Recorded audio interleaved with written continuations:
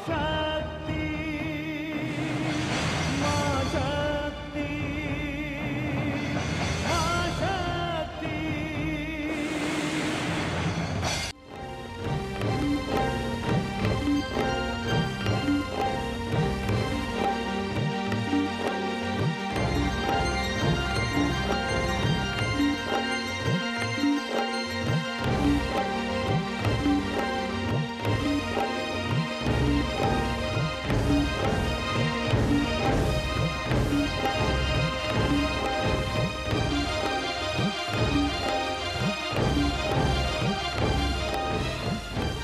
प्रणाम श्रेष्ठ प्रजापति। मैंने आपका प्रणाम स्वीकार नहीं किया। मुझे खेद है कि मैं विलंब से आया, जिसके कारण आप रुष्ट हैं। मैं क्षमा प्रार्थी हूं। आप श्रेष्ठ हैं, प्रजापति हैं, मानव कल्याण के लिए धरती पर उतरे हैं। कृपया मेरा प्रणाम स्वीकार कीजिए। मैं तो काशी नगरी को विद्वानों की नगरी समझता था। मैं नहीं जानता था कि बैल पर सवारी करने वाला, शरीर पर राख मलने वाला, बागंबर ओढ़ने वाला, सर्प की माला धारण करने वाला काशी वासियों का इतना पूज्य है, इतना वंदनीय है कि जिसके आते ही मुझ अध्यक्ष का अपमान करके वे तुम्हारी ओर दौड़ पड़े। हे प्रजापति, मैंने अपना सर्वस्व मानव कल्याण के लिए समर्पित करने का संकल्प लिया है। आप मेरी वेशभूषा पे न जाएं। रूप का क्या है? रूप तो बाहरी दिखावा है। मानव की पहचान तो उसके आचार, विचार और व्यवहार से होती है।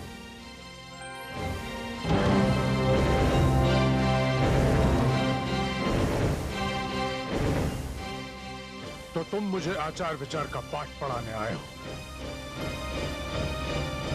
मैं देख रहा हूं, जैसी तुम्हारी वेशभूषा है, जैसा तुम्हारा रूप, वैसा ही तुम्हारा व्यवहार भी है। तुम्हें इस सामान्य शिष्टाचार का भी ज्ञान नहीं कि अध्यक्ष द्वारा स्थान ग्रहण कर लेने के पश्चात सभा में आना सभा की कार्यवाही में विघ्न डालने के समान। मेरी धृष्टता को क्षमा करें श्रेष्ठ प्रजापति। भगवान शिव तो इस नगरी के अधिष्ठाता हैं, वे इस नगरी के स्वामी हैं। तभी तो कहते हैं कि काशी शंकर भगवान के त्रिशूल पर बसी हुई है। मैं तो क्षेत्र में नाम मात्र का प्रजापति हूँ।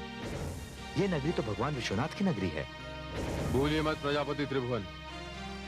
श्रेष्ठ प्रजापति दक्ष का शुभागमन यहाँ आपके निमंत्रण पर हुआ है। बंद करो अपनी ये चिकनी चुपड़ी बातें। प्रजापति त्रिभुवन, यदि आपकी नगरी में ऐसा कोई सम्मानित व्यक्ति था तो मुझे यहां बुलाने की क्या आवश्यकता थी? मुझे तो ऐसा प्रतीत होता है कि मेरे विरुद्ध कोई षड्यंत्र रचा गया है और मुझे यहां अपमानित करने के लिए ही बुलाया गया है।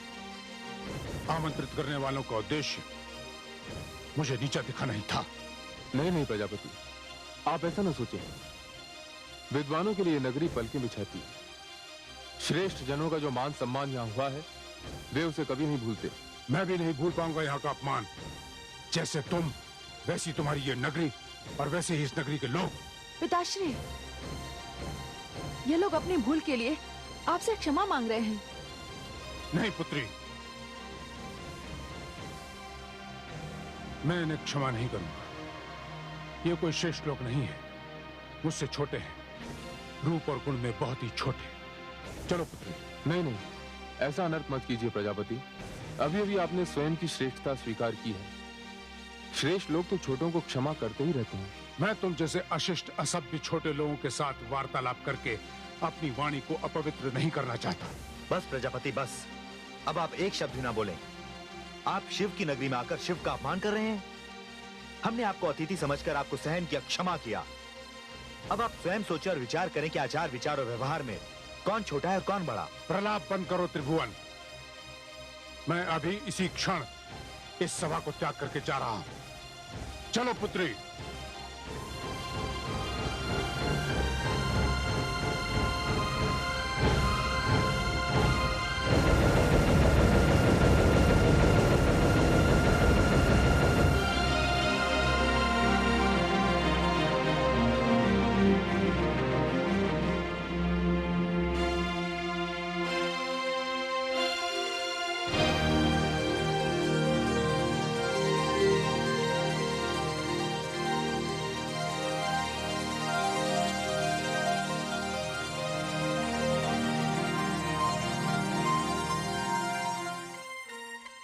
शक्ति को शिव का प्रणाम।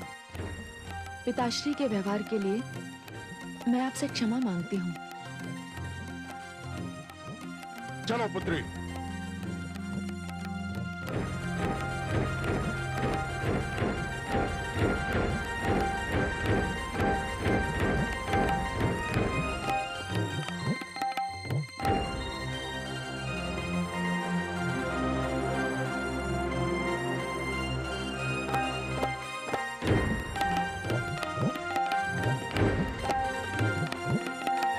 मुझे क्षमा कर दीजिए प्रभु। इसमें क्षमा की क्या बात? इसमें आपका क्या दोष है? दक्ष प्रजापति को भी मैं दोषी नहीं मानता। यदि इसमें किसी का दोष है तो वो है मेरा। मैं अपना ये रूप त्याग नहीं सकता। यदि मेरे पास वैभव का प्रदर्शन नहीं तो मैं क्या करूं? आप धन्य हैं प्रभु, इतने सरल हैं आप, इसीलिए आप शिव हैं। हे भोलेनाथ, उपस्थित विद्वानों को इस बात का बहुत दुख है कि आज के विषय पर वो अध्यक्ष का विचार नहीं सुन सके। दुर्भाग्यवश वे तो चले गए, किंतु प्रभु आप तो हैं। हाँ, ये बात तो रही गई। इस सभा का उद्देश्य पूर्ण नहीं हुआ। हे प्रभु, अध्यक्ष के विचारों से तो हम वंचित रह गए। कृपया इस विषय पर आप अपने विचार व्यक्त करें। समस्त आए हुए लोगों को यह आशा है कि इस विषय पर आपके विचार सुन सकें।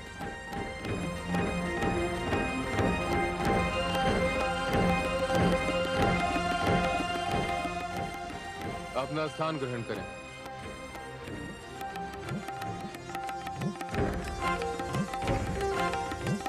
आज का विषय है नारी, नारी शक्ति। संसार की सबसे बड़ी पीड़ा प्रसव पीड़ा, जिसे नारी हंसते हंसते झेलती है। इसीलिए तो वो माता कहलाती है।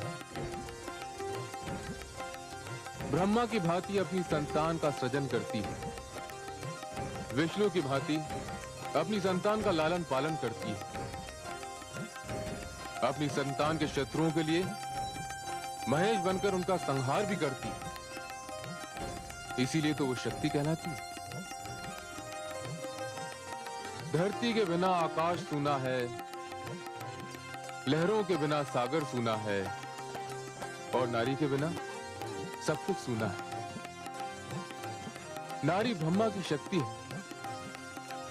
सच पूछे तो मैं स्वयं शिव, शक्ति के बिना शिव नहीं, केवल शव। अभिनंदन। बोलो भगवान शिव की, बोलो भगवान शिव की। मेरे साथ बोलो, शक्ति की, नारी की, नारी शक्ति की। हे आदिशक्ति, मुझे प्रजापति दक्ष के व्यवहार से बड़ा दुख पहुंचा है। आपने प्रकृति और पुरुष की जो व्याख्या की है, उस पर तो प्रजापति दक्ष खरे नहीं उतरे। उनमें जितनी मात्रा ज्ञान की है, उतनी ही मात्रा क्रोध की है, और ये क्रोध अहंकार का परिणाम है। हे आदिशक्ति, इससे तो गौरी के मार्ग में बाधाएं उत्पन्न हो सकती हैं। हे देवी, अभी अभी तो मानव की रचना हुई है। अभी तो इस चित्र में जितने भी रंग भरे गए हैं वे सब कच्चे हैं। अभी तो केवल उसके शरीर का विकास हुआ है, बुद्धि और ज्ञान का नहीं। अभी तो संबंधों और भावनाओं की परिभाषा भी वो नहीं जानता। भावनाओं का आदर, एक दूसरे के लिए त्याग, परिस्थितियों से जूझना, बाधाओं से लड़ना, अभी तो कुछ भी नहीं सीखा है उसने। अभी वो अधूरा है। अभी प्रेम और तपस्या का जन्म भी नहीं हुआ उसके हृदय में। अभी तो इस स्वर्ण को अग्नि में तपकर कुंदन होना है। किंतु ये सब होगा कैसे आदिशक्ति? हे देवी, मैंने जोड़ों की जो प्रथा आरंभ की है, उसमें मैंने दिन के साथ रात्रि, पीड़ा के साथ औषधि, विष के साथ अमृत, समस्या के साथ समाधान और प्रश्न के साथ उत्तर भी बनाए हैं। और सत्य तो ये है कि गौरी का जन्म इसी उद्देश्य की पूर्ति के लिए हुआ है। वही परिस्थितियों से जूझना सिखाएगी, वही संबंधों और भावनाओं की परिभाषा समझाएगी, वही इस बिखरे हुए जीवन को संवारेगी, वही इस बेरंग दृश्य में रंग भरेगी, वही इस जीवन का अर्थ भी बताएगी। और इस रण क्षेत्र में वो अकेली नहीं है। एक ओर हमारी गौरी है तो दूसरी ओर हमारे शिव है। और शिव का अर्थ है मंगल करने वाला। किंतु हे मां शक्ति, प्रजापति दक्ष उन्हें मंगल करने का अवसर दे तब ना। हे देवी, गौरी और शिव के मार्ग की बाधा तो संसार की कोई भी शक्ति नहीं बन सकती। किंतु हे मां शक्ति, इन परिस्थितियों में हमारी गौरी का क्या होगा?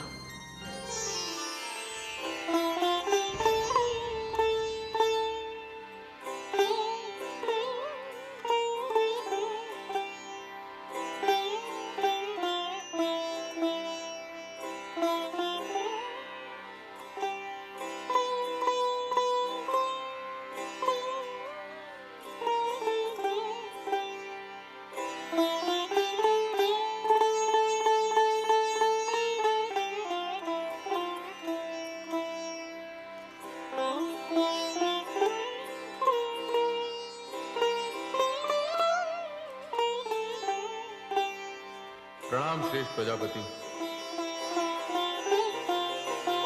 मुझे खेद है कि मैं विलंब से आया, जिसके कारण आप रुष्ट हैं। मैं क्षमा प्रार्थी हूं।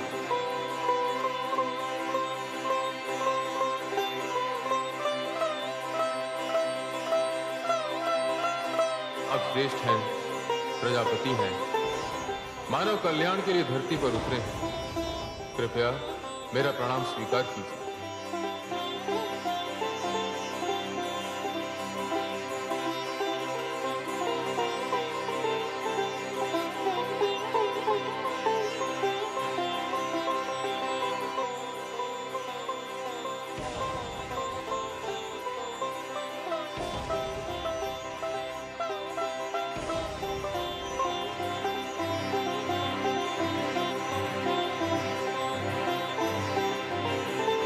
शक्ति को शिव का प्रणाम।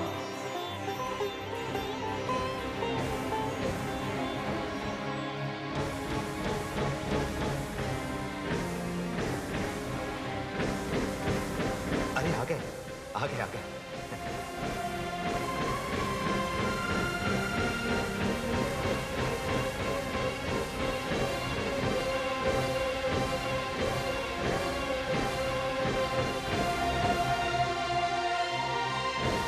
मेरी वेशभूषा पे न जाएं। रूप का क्या है? रूप तो भारी दिखावा है। मानव की पहचान तो उसके आचार, विचार और व्यवहार से होती है।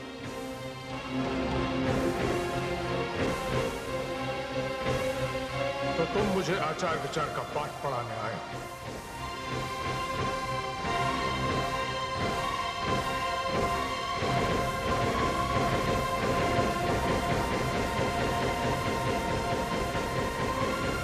बस प्रजापति, बस। अब आप एक शब्द ना बोले। आप शिव की नगरी में आकर शिव का अपमान कर रहे हैं। हमने आपको अतिथि समझकर आपको सहन किया, क्षमा किया। अब आप स्वयं सोचें और विचार करें कि आचार विचार और व्यवहार में कौन छोटा है कौन बड़ा। प्रलाप बंद करो त्रिभुवन।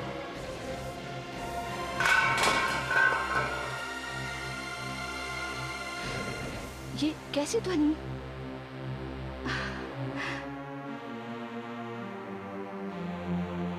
आप? हाँ, मैं किसी कारण से वाटिका गई थी, किंतु आप तो पूरे एक सप्ताह पश्चात काशी से वापस आने वाले थे। अचानक ऐसा क्या हो गया? आप वापस क्यों आ गए? मत पूछो देवी, वहां पर मेरे साथ क्या हुआ। आप अशांत लग रहे हैं। अवश्य वहाँ कुछ घटा होगा। वो कोई विद्वानों की सभा नहीं थी, अशिक्षित अशिष्ट मूर्खों की सभा थी। ये आप क्या कह रहे हैं स्वामी? हाँ, वहाँ शिव जैसे असभ्य और अर्धनग्न व्यक्ति को मुख्य अतिथि बनाया गया था। ऐसे व्यक्ति को काशी निवासी अपना वंदनीय मानते हैं। वे लोग मूर्ख नहीं है तो क्या है? मैंने अपने जीवन में ऐसा बेढंगा व्यक्ति पहले कभी नहीं देखा। किंतु वह हुआ क्या स्वामी? उनका निमंत्रण स्वीकार करना मेरी भूल थी और उस भूल का मुझे प्रायश्चित करना पड़ा। उन लोगों ने मुझे वहां बुलाकर मेरा अपमान किया, घोर अपमान। उस अपमान को मैं जीवन भर नहीं भुला पाऊंगा। देवी, अब इस विषय में मैं कोई और बात नहीं करना चाहता। मैं एकांत चाहता हूं, एकांत चाहता हूं मैं।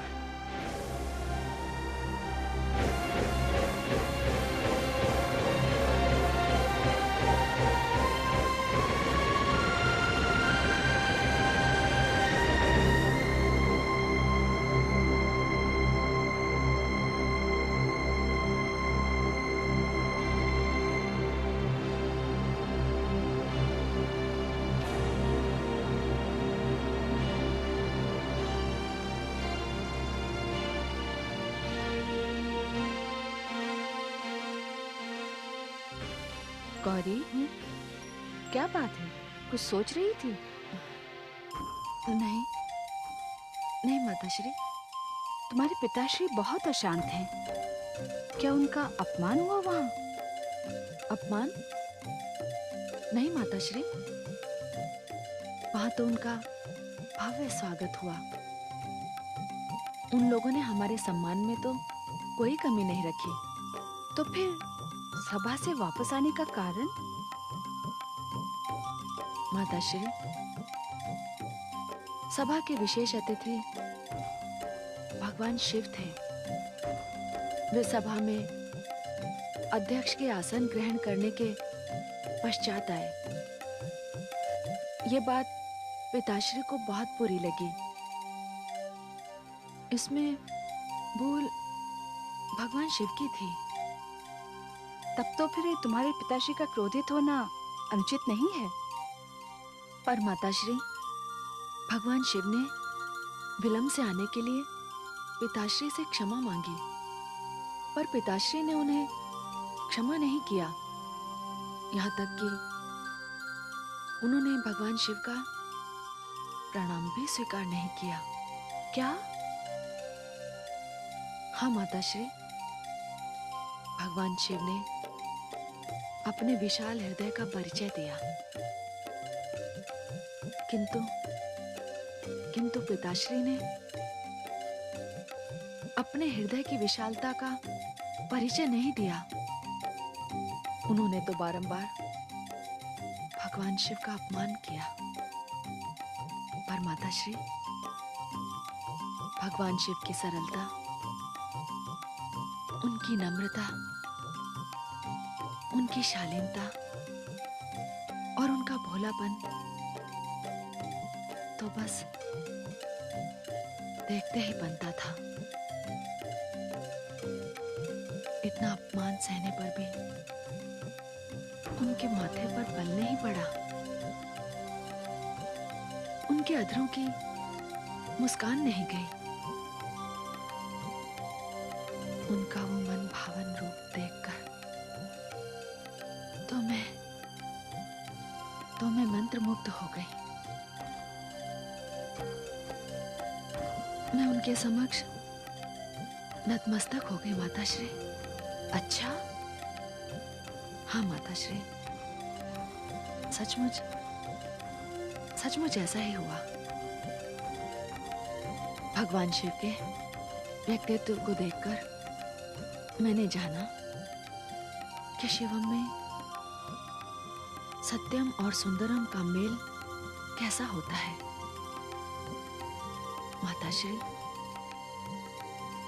माताश्री, मेरी तो ये बात अब भी समझ में नहीं आ रही है कि उस सीधे, सरल, भोले भाले और पावन रूप को पिताश्री जैसा विद्वान व्यक्ति इतना छोटा कैसे समझ सकता है माताश्री? पिताश्री ने तो प्रथम दृष्टि में ही उन्हें अस्वीकार कर दिया। इतना ही नहीं, उन्होंने भगवान शिव को बैल की सवारी करने वाला, शरीर पर राख मलने वाला, बागंबर ओढ़ने वाला, सर्प की माला धारण करने वाला, ये सब कहकर उनका अपमान किया। पर माताश्री, इतना सब कुछ सुनने के पश्चात भी वो मुस्कुराते ही रहे। उनकी वही मुस्कुराती हुई छवि अब तक मेरी आंखों में घूम रही है। मैंने तो पिताश्री की ओर से उनसे क्षमा भी मांगी, किंतु मुझे ऐसा लगता है जैसे मेरी क्षमा उनके अपमान से बहुत छोटी है माताश्री, बहुत छोटी है।